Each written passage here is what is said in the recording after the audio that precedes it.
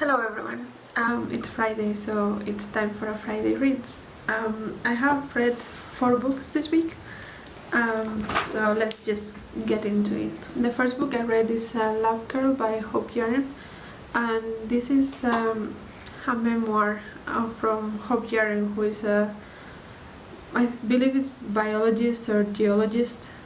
She studies soils and plants and how the two interact. And this is a very loved book in YouTube. It's very readable, and it makes you passionate about what she's talking about, so that's something I valued from it. However, I had a couple of issues with it as well.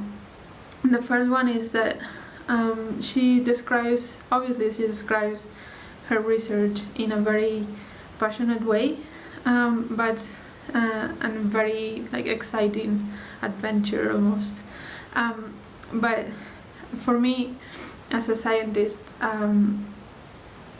I know that when you research something, most likely you, especially for experimental research, the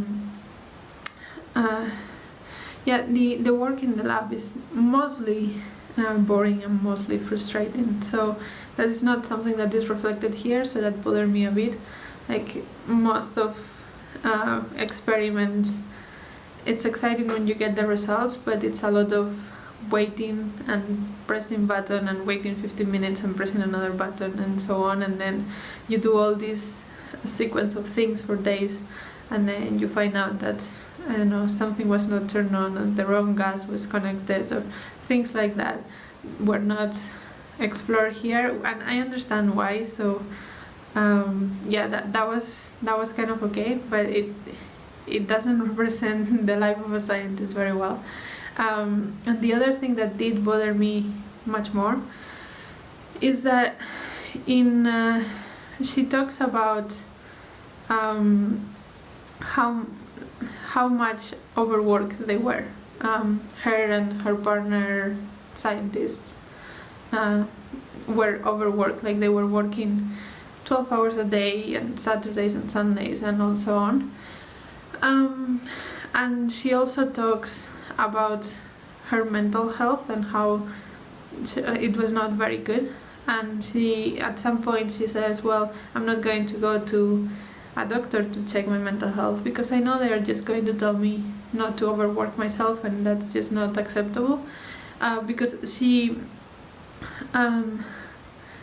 idealizes the fact that if you want to be a scientist and if you want to if you're passionate about what you're doing, then it's assumed that you're going to overwork yourself.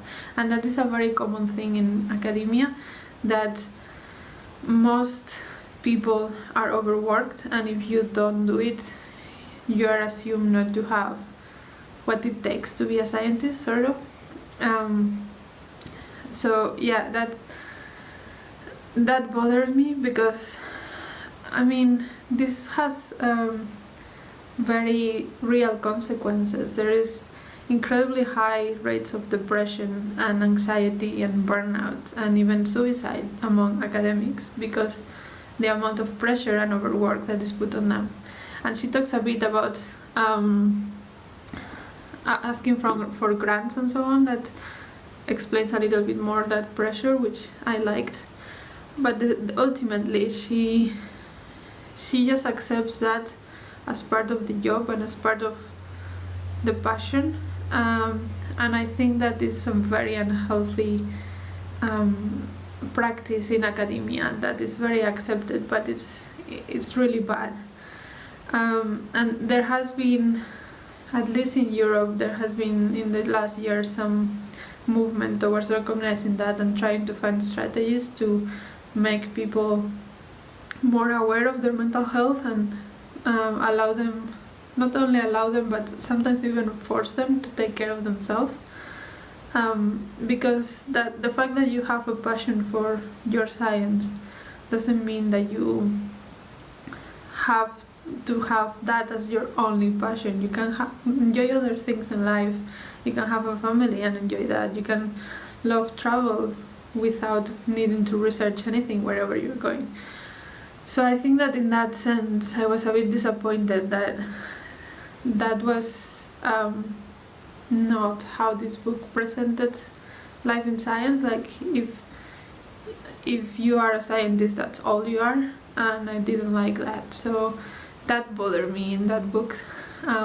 Otherwise, the writing style is good, and the story is very compelling, but that presentation of science did bother me. So yeah, a bit mixed feelings on that one.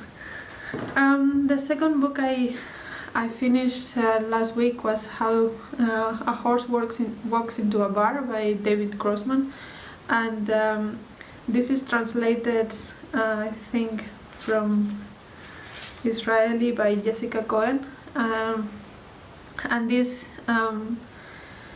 it's basically the story of this comedian, and he's having a show in a bar, and his jokes are not working, so he starts telling the story of his life, which is kind of sad. And this is basically what this book does. And to be honest, it didn't work for me very well. Like, the jokes that he was saying were kind of offensive, which I think it was the point, but still I didn't like it. And his story was I didn't have any element that interests me on it. So yeah, this one was a bit meh. And also one thing that bothered me, this book it's short, but it doesn't have any chapters or any breaks, at least in this edition that I have. So you're supposed to read it in one go, I guess. I couldn't do that, so maybe that's also part of why I didn't enjoy it as much as I could. But yeah, I don't have a lot of things to say about this other than it was a bit meh. It was not funny at all. I heard from some people that it was funny. I didn't find it funny at all. I don't know what it was supposed to be funny, but yeah, a bit mixed about that. Then the next book I read is My Cousin Rachel by Daphne du Maurier, and I read this as a buddy read with Emma from A Cup of Books. I'll link her channel somewhere. And this was typical Daphne du Maurier, let's say. So it's very atmospheric. There's a mystery, sort of a mystery between relations of people. So Philip's parents died when he was young, so he grew up under his cousin Ambrose, and the two of them were alone, and they were enjoying themselves, and they liked the way they lived. But at some point Ambrose has some health issues, so he decides to go to Italy to spend the winter, and there he meets Rachel, and he marries her, and then he suddenly and unexpectedly dies. And then after that, Rachel goes to England and stays with Philip in their old house.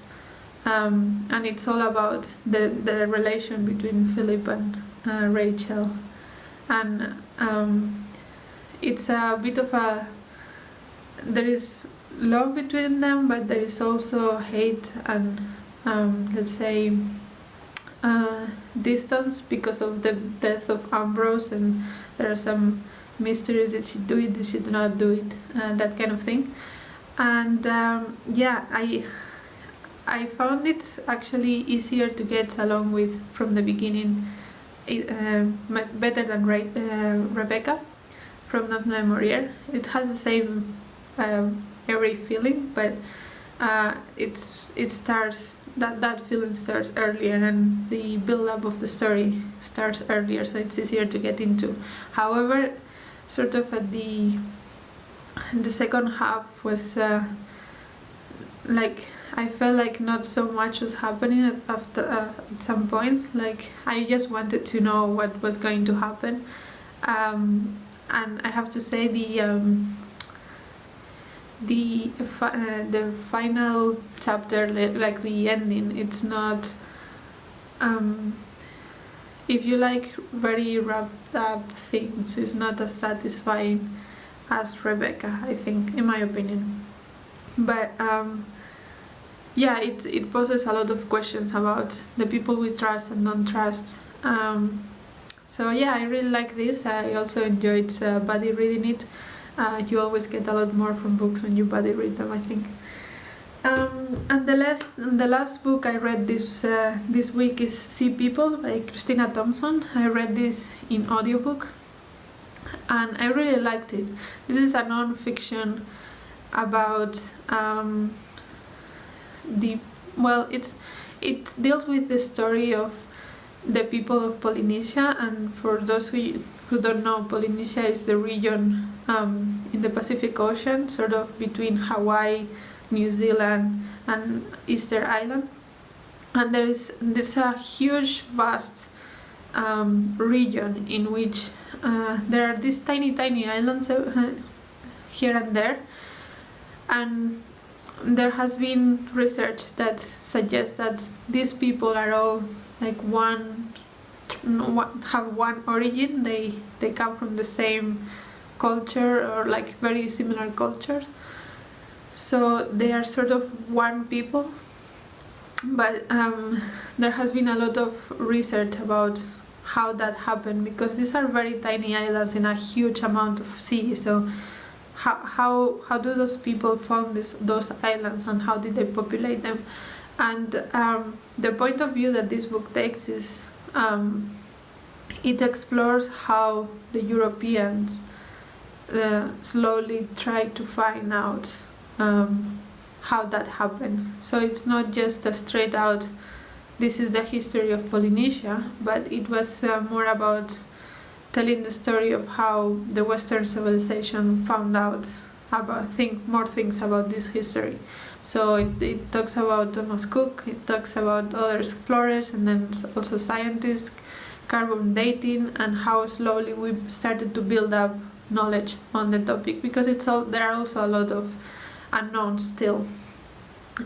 So yeah, that's how the book builds up, and it makes sense also because the author is from I think Switzerland, but her husband is from Polynesia, and so she gets interested in the history of Polynesia and the legacy of it because of her husband, and also because that is the legacy of her sons.